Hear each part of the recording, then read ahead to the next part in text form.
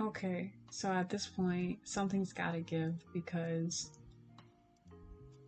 the work that I'm doing, the work that I'm pushing out, is just not giving what it's supposed to give.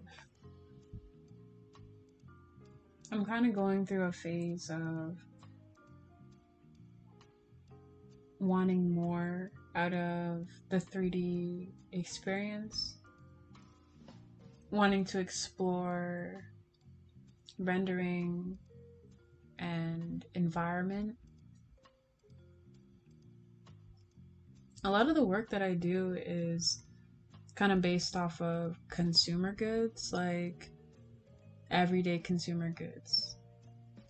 My inspiration comes from like retro technology, Game Boy, I guess, so like handheld gaming systems, and then like mechanics and certain mechanisms, things like that that you can see in everyday life, right? So the vision is there. It's like the execution is poor. The execution is busted. So I gotta work on highlighting some of those skills, working towards improving and understanding that environment, thinking about how can I incorporate some of the skills I know or some of the techniques I know from Solid Edge and SolidWorks into an environment like Blender. And what can that do to make some of the finishing more organic, more polished? Can you be organic and polished at the same time? I don't know.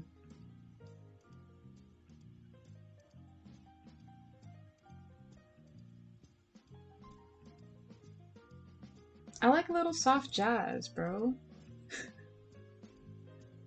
Who doesn't like a little soft jazz?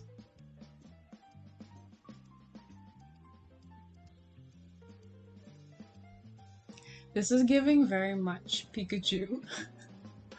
Gotta catch 'em all vibes. But anyways, I'm kind of here for it, so it's cool. But like, how can I take that? Like, how can I take that to the next level? Is what I'm trying to get at, you know? So hopefully that'll be my next step.